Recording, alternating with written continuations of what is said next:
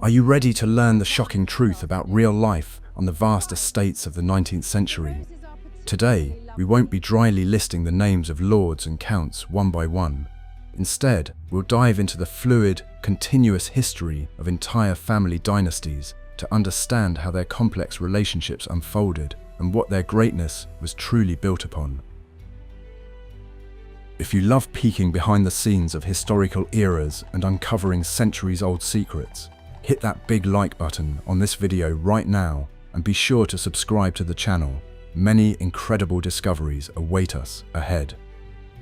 We're used to admiring luxurious residences, but few people stop to think that a whole parallel world was hidden behind their majestic facades. This invisible mechanism operated according to its own incredibly strict rules and harsh laws, while generations of a powerful family lived out their beautiful, uninterrupted story on the upper floors.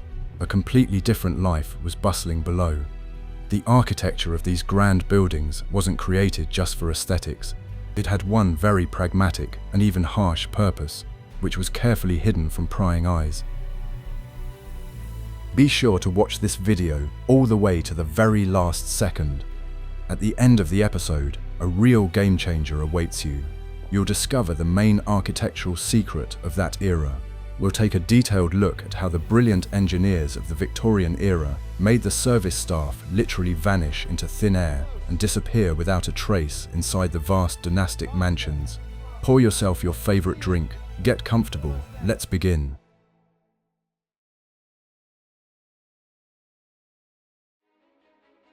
I will reveal the most closely guarded secret. The architecture of large-scale 19th century residences was designed exclusively to create the effect of a huge house living a completely independent life. Members of noble dynasties practically never witnessed the routine process of cleaning the spacious staterooms or the regular stoking of countless fireplaces.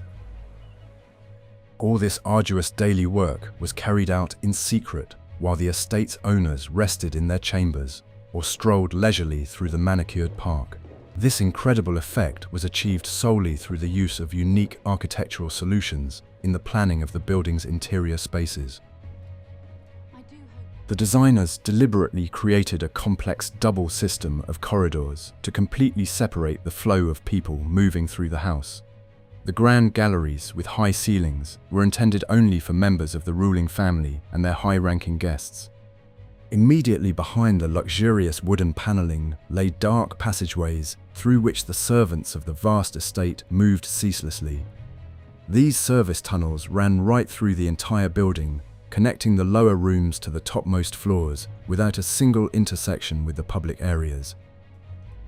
Thus was formed the intricate circulatory system of the ancient mansion, completely invisible to a casual observer.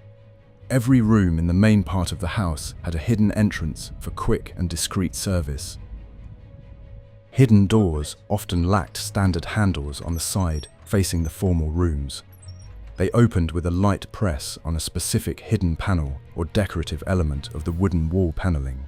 From the side of the service corridor, such a door looked as simple as possible and was equipped with a standard mechanism for the convenience of constant use. Architects calculated the weight of the door leaf so that it would close completely silently, thanks to a system of soft counterweights. Attention to such small details made the invisible boundary between the two worlds completely impenetrable to sound.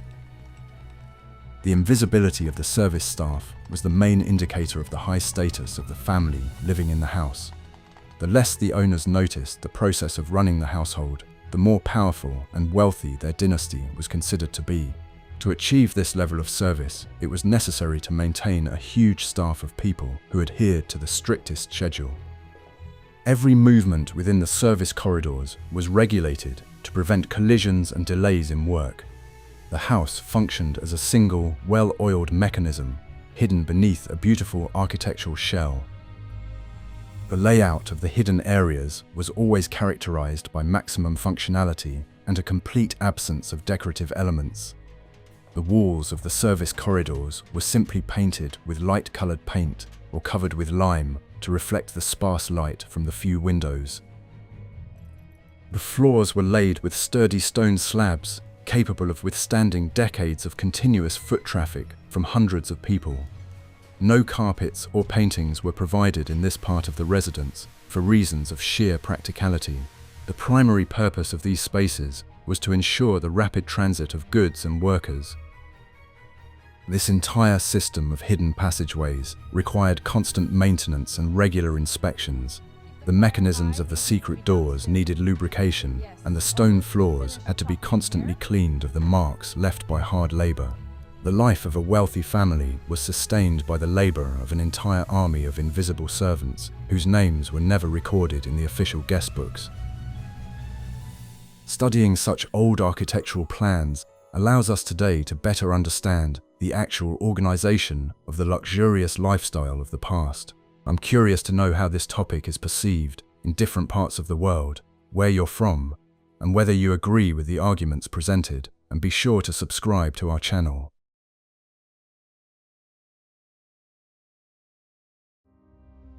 Here's what happens behind closed doors. The space of a vast estate was always clearly divided into a bright, formal section and a working area for the staff. The boundary between these two opposing worlds was often marked by a special door, thickly lined with green baize. This dense, heavy material excellently absorbed the sounds of clattering dishes and loud conversations from the service corridors. Thanks to such doors, the noble family could enjoy complete silence in their spacious living rooms. The choice of green cloth as an insulating material was far from a random architectural decision. This fabric was traditionally associated with business papers, card tables, and work surfaces in executive offices. The color was visually soothing and simultaneously served as a clear marker of the transition from the leisure zone to the zone of continuous work. The upholstery was attached to the door leaf using rows of copper nails with wide, smooth heads. A thick layer of horsehair was always placed beneath the fabric to enhance the soundproofing effect. Passing through such a door was subject to its own strict rules and daily rituals.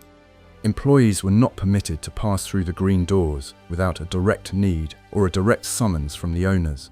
The door was always equipped with a powerful spring mechanism that caused it to slam shut automatically. This ensured that the boundary between worlds would never remain open due to forgetfulness or haste. The green cloth reliably shielded the aristocrat's peace from outside noise and the smells of food being prepared. Behind these cloth barriers lay a completely different architectural and social reality. There were no spacious, bright halls adorned with expensive stucco moldings and enormous crystal chandeliers. The corridors narrowed, the ceilings became significantly lower, and daylight entered only through small windows near the very top of the ceilings. The air temperature here was cooler due to cost-cutting on heating for these non-residential transit areas. It was a functional labyrinth created solely to support the operations of the main building. The staff moved through these labyrinths with astonishing speed, knowing every turn by heart. Green doors were located at strategically important points, near the kitchen stairs, next to the manager's office, and at the entrance to the staff room. This arrangement allowed noisy activities to be confined to specific parts of the vast house.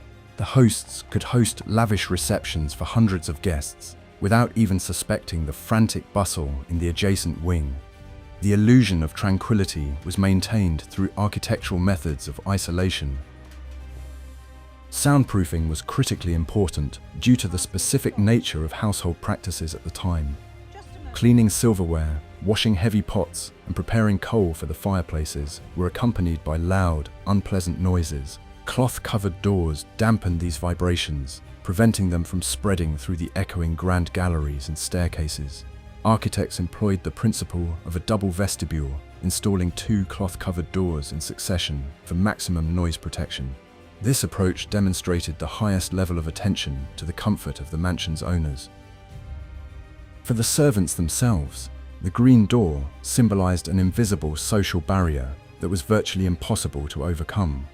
Once beyond it, a person remained merely a function, a faceless cog in the vast machine of comfort provision. Upon crossing this threshold, a servant had to instantly alter their behavior, becoming completely silent and inconspicuous. Training in the proper way to move through the formal areas was a key part of new employees' orientation. A single careless movement or loud noise could lead to immediate dismissal. Today, these green cloth-covered doors remain important artifacts in preserved historic residences. They serve as a vivid reminder of the strict social division that was the norm in the 19th century. Restorers carefully preserve these elements so that modern visitors can experience the contrast between the two sides of life on the estate. Studying such details helps us better understand the psychology and daily life of people from a bygone era. How difficult do you think it was to constantly observe the rule of absolute silence during hard physical labor? In the next chapter, you'll learn surprising facts about walled-up rooms and hidden staircases.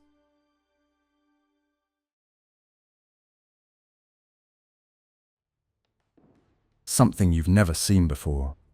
The hidden staircases used by the staff were made incredibly narrow and steep to maximize the usable space in the house. The maids had to climb these dark steps every day in their heavy, long uniform dresses. The architects completely disregarded the ease of movement for the people who kept the massive mansion running. The engineers' main task was to preserve the ideal proportions of the grand halls by drastically reducing the size of the service areas. The steepness of these staircases often bordered on a violation of basic safety rules, forcing people to perform feats of agility. The steps were carved from hardwood or cast from cast iron to minimize wear from constant use. Lighting on these vertical routes was minimal, making descents an extremely hazardous endeavor. People had to move with their hands full, carrying trays, buckets of water, or armfuls of firewood. Holding onto the railing was practically impossible due to the narrow space and constant rush. Such service staircases were designed in a spiral pattern to fit into the building's tiny dead-end corners. They ran through the house from damp basements to sun-baked attics, forming the main transportation arteries for the staff. Unlike the wide grand staircases with marble steps, there were no landings here to rest on. Climbing to the upper floors with a full bucket of coal turned into an exhausting physical test of endurance. This was the hidden price for the luxury and comfort enjoyed by the noble dynasty. The layout of the staircases was carefully designed to provide the shortest route to the owner's rooms. A separate spiral staircase could lead directly from the kitchen to the pantry next to the main dining room. Another hidden staircase connected the laundry rooms to the dressing rooms on the upper floors of the residence. The system was designed to minimize the time a servant spent in the horizontal main corridors. The efficiency of resource delivery was prioritized over any comfort for the service staff. Sometimes architects had to literally wall off small rooms to make space for a new staircase during the house's renovation. This resulted in blind spots and voids in the walls, known only to the estate's experienced staff. These architectural anomalies made the building's layout incredibly complex and confusing for any outsider. Only years of daily practice allowed a new employee to navigate this vertical labyrinth without error. Choosing the wrong door could lead to an unwanted encounter with the house's owners. Special attention was paid to ventilating these narrow, enclosed spaces, which quickly filled with kitchen odors and mustiness. Engineers created a system of small exhaust ducts that carried the stale air up to the roof of the building. However, these systems were far from always effective, and the service stairwells were often stuffy. In the summer, the temperature in these enclosed shafts rose to unbearable levels, complicating the already arduous work. In the winter, on the other hand, icy drafts swept through the stairwells due to the constant opening of doors to the basements. Despite all the inconveniences, hidden staircases were a vital element of the architecture of any large mansion. They allowed for the maintenance of a delicate balance between the owner's luxurious idleness and the ceaseless labor of the service staff. Every step on these steep ascents bore witness to the daily, quiet feats of ordinary people. Architectural historians still marvel at the engineering precision with which these staircases were integrated into the structure. Please like this video if you're interested in the hidden side of life in past centuries.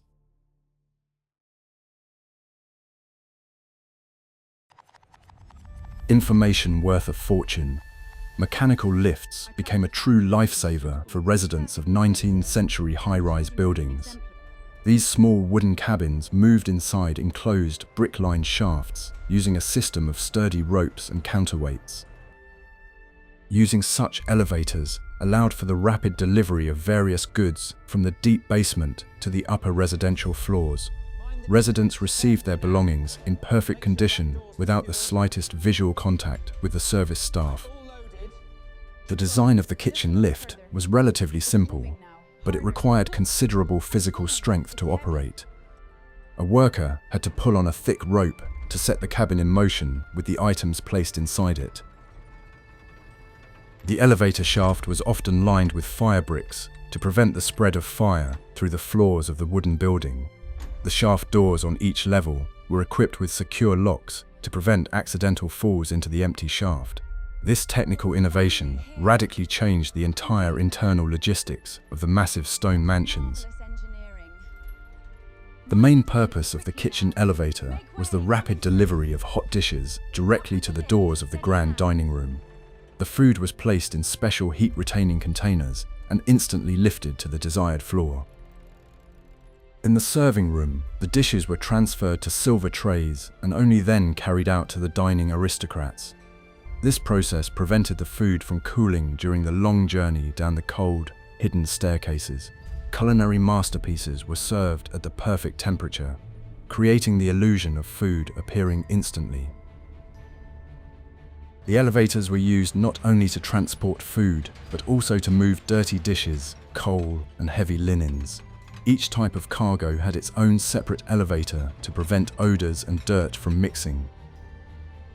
The coal elevator had a more robust construction and was lined with sheet iron to protect against the sharp edges of the rock. The laundry elevator consisted of a wide basket moving in a separate, clean shaft away from kitchen odors. This narrow specialization of the mechanisms made the mansion's operations incredibly smooth and predictable. Yes, ma'am. Freshly laundered. The introduction of these mechanisms significantly reduced the physical strain on the people responsible for moving heavy loads. They no longer had to climb hundreds of steep steps, dozens of times a day, while carrying enormous weights in their hands. However, this did not mean that working hours became shorter.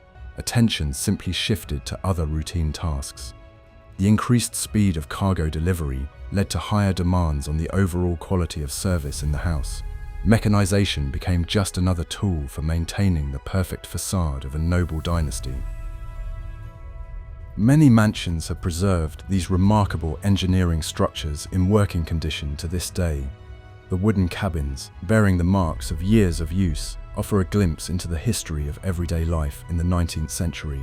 Guides often demonstrate how these simple yet effective elevators work, impressing visitors with the ingenuity of the inventors of yesteryear. These mechanical aids forever changed the rules of designing large residential buildings. Would you like to see such an old wooden mechanism in action with your own eyes? In the next chapter, you'll learn how the complex daily cleaning of these colossal spaces was organized.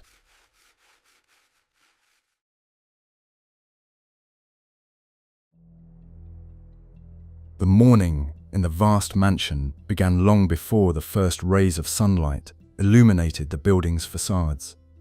Teams of workers left their quarters and silently disappeared into the dark corridors of the service quarters. Their main task was to prepare all the reception rooms for the new day while the owners were still asleep.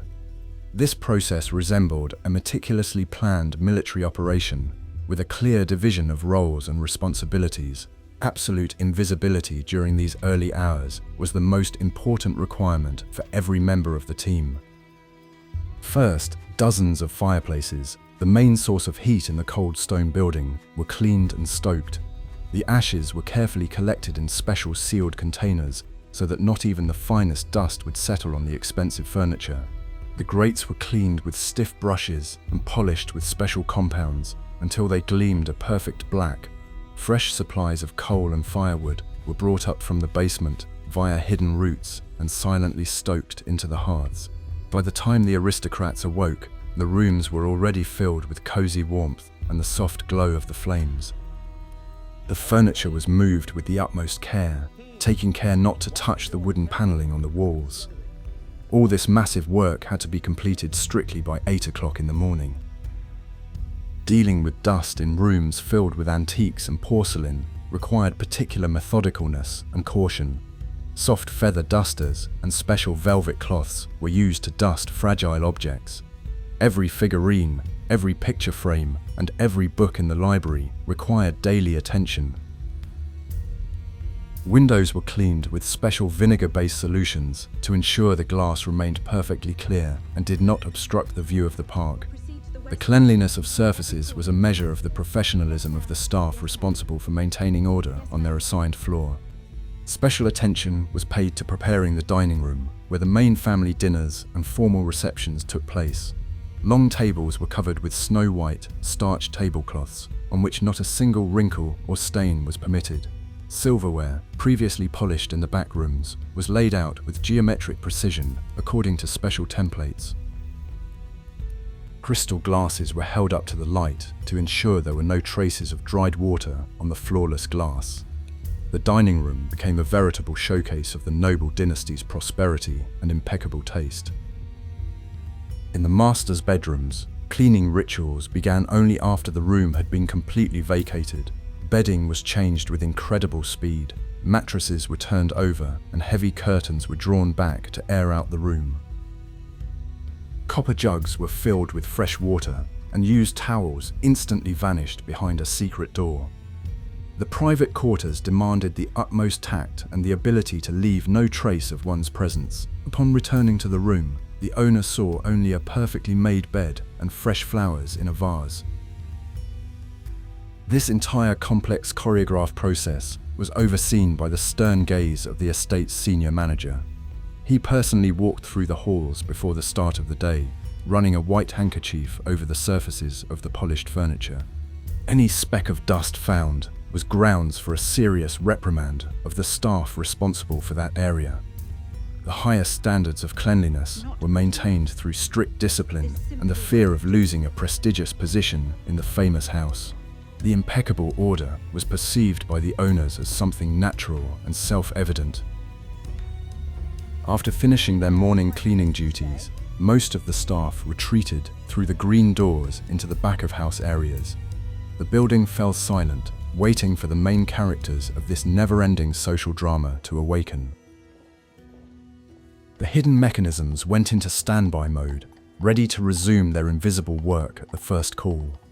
This cycle repeated day after day, year after year, sustaining the illusion of an easy and carefree life for the wealthy family. The building's architecture served as a reliable framework for this complex social system.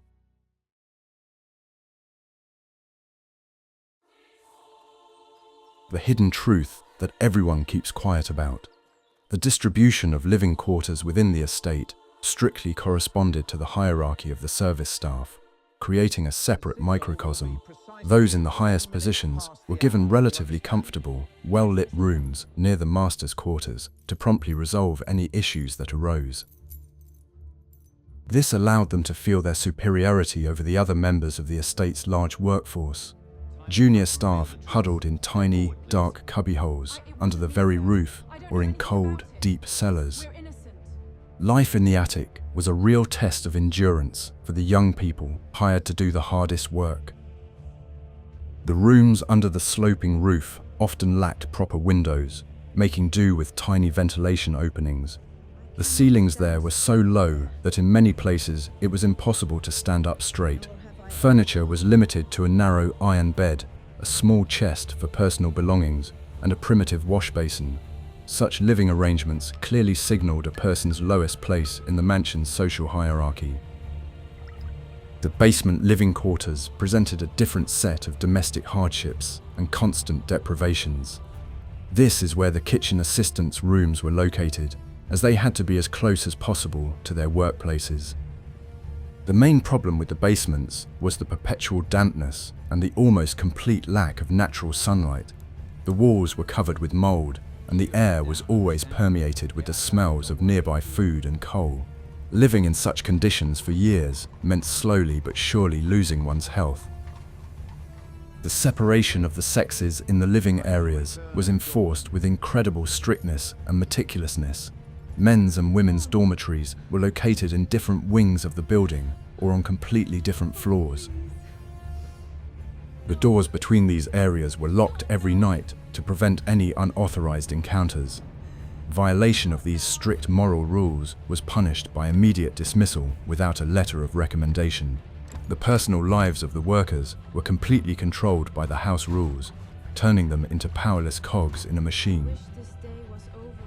Even mealtimes were subject to a strict vertical hierarchy, reflected in the arrangement of the dining tables.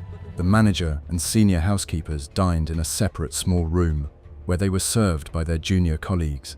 The rest of the staff gathered at long wooden tables in a huge, echoing hall on the lower floor.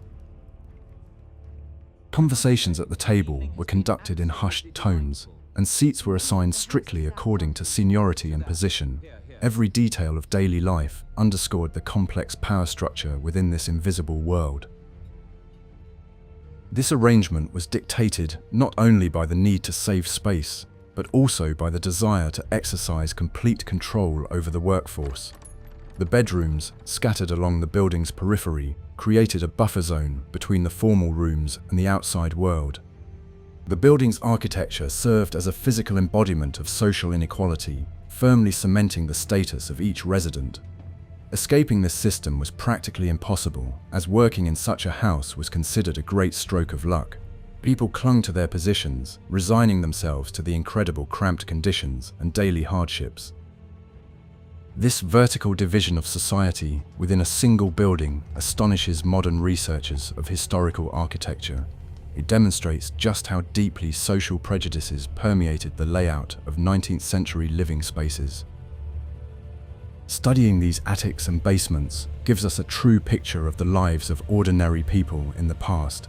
Could you live for a long time in a windowless room under the very roof of a huge building? In the next chapter, you will learn about the strict rules for moving through the estate's grand corridors.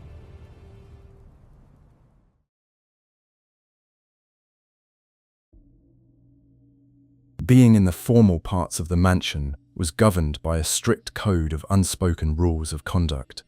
If a servant accidentally encountered a member of the noble family in the hallway, he was required to turn away immediately. It was customary to stand flush against the wall, lower one's eyes, and blend into the surrounding background, demonstrating one's invisibility. Any conversation, eye contact, or attempt to greet first was considered a gross violation of the hierarchy. Aristocrats simply walked past, pretending there was no one in the hallway. This wall rule became one of the main symbols of the humiliating position of service staff in the Victorian era. It turned living people into soulless elements of the interior, depriving them of the right to even the slightest human recognition. Architects took this aspect of etiquette into account, making the corridors wide enough for such maneuvers. No decorative elements were to prevent a worker from quickly pressing themselves against the wainscoting. The physical layout of the space reinforced the psychological pressure on ordinary hired hands. Staff uniforms were also designed with the requirements of absolute acoustic and visual invisibility in mind. Uniform dresses were made from dark, unobtrusive fabrics that did not rustle when walking quickly. The shoes had soft soles, allowing them to glide silently across the parquet floors and thick woolen carpets. The use of any perfumes or strongly scented hygiene products was strictly prohibited. The worker was meant to become a shadow, devoid of sound, scent, and individuality. Mechanisms hidden within the walls and secret doors actively helped maintain this regime of total invisibility. An employee caught off guard always had the opportunity to quickly disappear behind the green felt of a service passage. These escape routes were a lifeline for those who had missed their schedule and found themselves in the wrong place at the wrong time. The architecture provided an opportunity to correct a mistake before it was noticed by the demanding owners. The secret corridors served as a safety buffer zone for the entire massive workforce. The psychological pressure of having to remain invisible at all times left a deep imprint on people's characters. They grew accustomed to moving cautiously, speaking softly, and avoiding drawing unnecessary attention to themselves, even outside the home. This occupational deformation was passed down from generation to generation among families working in the service industry. The rule of invisible presence shaped a particular type of personality, submissive and ready for constant self-control. The system broke people's spirits, molding them to fit the needs of an ideal aristocratic lifestyle. Today, it is hard for us to imagine how difficult it was to exist within such strict social constraints. When looking at the grand interiors of historic homes, it is important to remember that quiet shadow that always crept along the walls. The history of architecture is inseparable from the history of the people who made that architecture function. Behind every polished mirror and burning fireplace stood a person deprived of the right to their own voice. Understanding these rules allows us to view the luxury of past centuries through a completely different lens.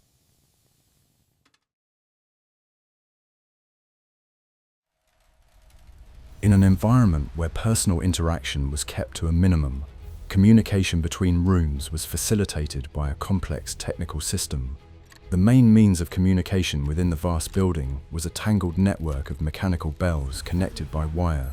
Hundreds of meters of copper wire stretched from the chambers of every family member and all the staterooms to the servants' quarters.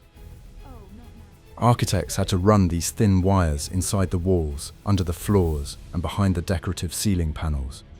It was a veritable telegraph network, uniting all the scattered parts of the residence into a single organism. In the basement corridor, or in a separate room for the attendant, a special panel with dozens of bronze bells was installed. Under each mechanism was a label with the name of the specific room from which the signal originated. When the master pulled the embroidered silk cord near his armchair, a system of pulleys set the corresponding bell in motion below. Upon hearing the sound, the attendant had to immediately identify the calling room and send the appropriate specialist there. The speed of response to such a call was one of the main criteria for evaluating the quality of work of the entire staff. The sound of each bell differed slightly in pitch, so that experienced staff could identify the call by ear alone. The continuous ringing echoing through the hall created an atmosphere of constant tension and anticipation of new orders. The wiring system required precise adjustment, as even the slightest slack in the cable could cause the mechanism to malfunction. The thin copper wires often snapped from sudden jerks, requiring complex and costly repairs inside the plastered walls. Maintaining this mechanical nervous system of the building was the task of specially hired technicians. The advent of electricity in the late 19th century brought about a true revolution in in-house communication. Mechanical bells began to be replaced en masse by electric indicator panels with small drop-down flags. Now, pressing a button in the living room closed the circuit, and the number of the desired room appeared on a panel in the basement. This made calls completely silent for the residents and more informative for the staff. Electrical panels became a symbol of technological progress and the modernization of historic architectural complexes. However, electrification brought new challenges for builders and engineers involved in renovating buildings. Concealed wiring had to be installed as safely as possible to avoid damaging historic interiors and prevent fires. The walls were cut open once again, and thick, fabric-insulated cables were laid in place of the thin copper wire. These changes permanently altered the original architecture of the hidden areas, adding new layers of utility lines. The house continued to evolve, adapting to the owner's growing demands for comfort. Interestingly, the estate's owners themselves rarely gave much thought to how exactly this complex system of signals worked. For them, pressing a button was simply a magical act, followed by the immediate appearance of the right person. They did not see the web of wires or hear the cacophony of bells ringing in the basement corridors. Technology helped make the service process even more invisible and removed from the public life of the dynasty. The magic of architecture was complemented by the magic of the engineering ingenuity of its time. The surviving bell panels are now among the most popular exhibits in historic house museums. They vividly demonstrate the scale and complexity of organizing daily life in an era without modern means of communication. Each plaque, bearing the name of a room, tells a small story about the structure of the vast building and its inhabitants. Studying these artifacts helps reconstruct a picture of the daily interaction between two parallel worlds. Without this communication system, the enormous house simply could not have functioned as a unified whole.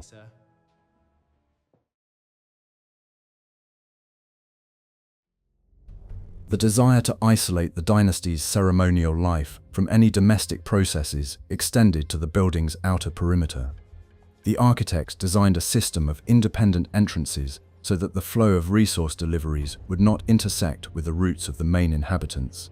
The grand entrance porch, with its wide steps and massive oak doors, was intended exclusively for the ceremonial arrivals of the family and their guests' carriages. Merchants and couriers had their own separate entrance, which never crossed paths with the residential areas. Near this door was a special reception room where the quality and quantity of incoming goods were checked.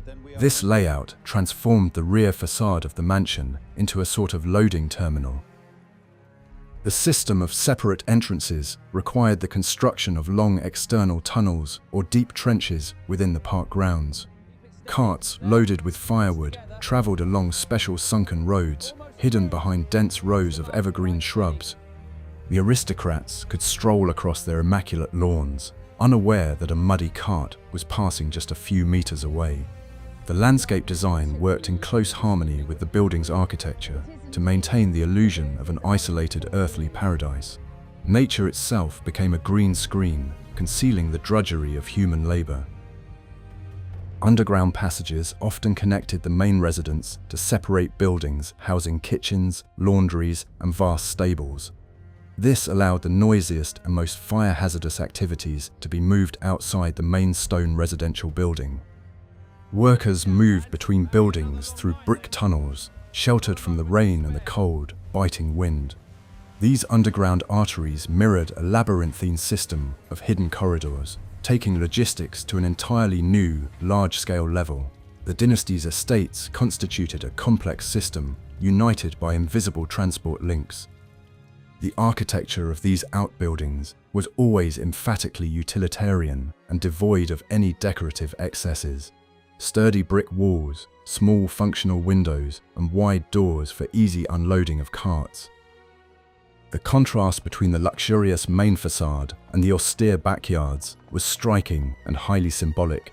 It clearly demonstrated the hierarchy of priorities, where external prestige always prevailed over the working conditions of hired laborers.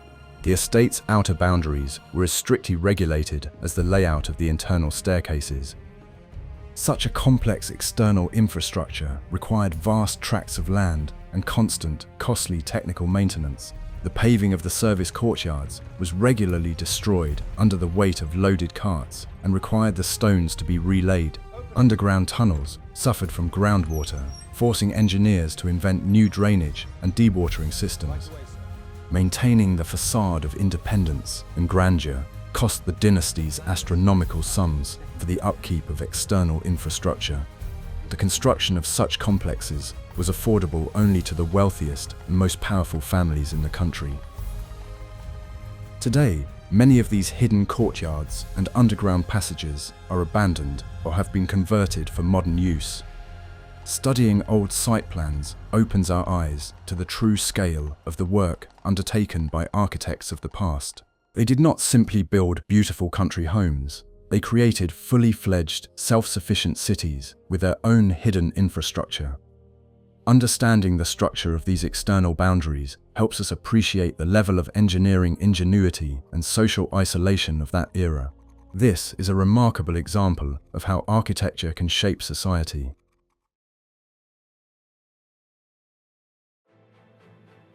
The system of total isolation and secrecy reached its architectural peak by the end of the 19th century, but soon began to crumble. Maintaining a massive building with a double network of corridors and thousands of meters of hidden utilities became an incredibly expensive endeavor. Property and inheritance taxes rose rapidly, forcing the great dynasties to cut back on their colossal expenses. The decline in income directly led to the need to lay off part of the vast staff of invisible service personnel. A house designed to be run by hundreds of people began to break down. Paradoxically, technological progress accelerated the decline of these unique architectural layouts. The advent of central heating eliminated the need to stoke dozens of fireplaces scattered across the floors every day. Modern plumbing and sewage systems made the heavy labor of constantly carrying buckets of water up secret staircases unnecessary. Vacuum cleaners and electric washing machines allowed cleaning to be handled by just a few people.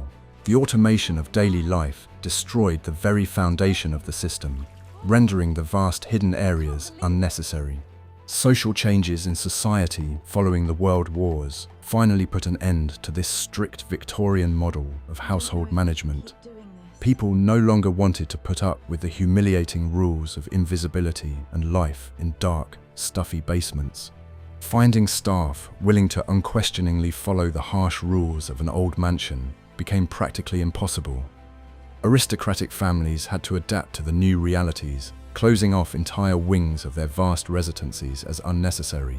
The green cloth-covered doors swung open, ushering a new era into the frozen staterooms. Those mansions that have been turned into museums now strive to show visitors both sides of the coin. Tour routes increasingly include a walk through the dark, narrow corridors of the servants' quarters alongside visits to the ballrooms. The contrast between luxury and hard labor evokes a strong emotional response in today's curious tourists. People are beginning to understand the price paid for the very comfort described in famous classic novels. The architecture reveals its secrets, allowing a glimpse into the past without romantic illusions.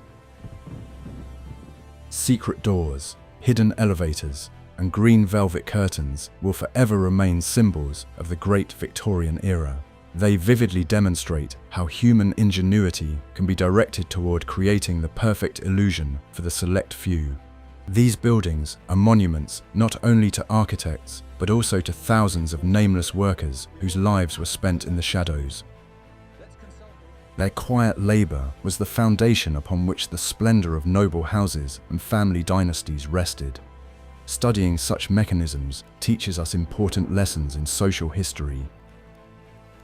We see that behind every great architectural masterpiece lies an incredibly complex and sometimes brutal functional system. The beauty of facades is often achieved through engineering calculations that completely disregard the basic comfort of the ordinary laborer.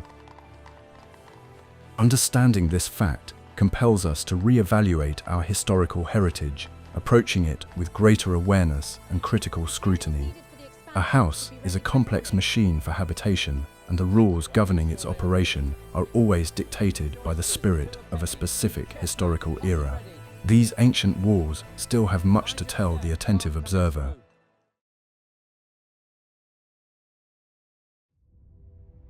We have explored the astonishing world of the hidden architecture of luxurious mansions, where complex engineering solutions served a single purpose: to make hard labor completely invisible. Concealed staircases, mechanical lifts, and blind double corridors formed a fully self-contained city within massive stone walls. These houses were not just beautiful buildings, they were rigid social machines designed to maintain the status of great family dynasties. What other architectural mysteries of the past would you like to explore in our next videos? Write your suggestions in the comments and be sure to subscribe to our channel.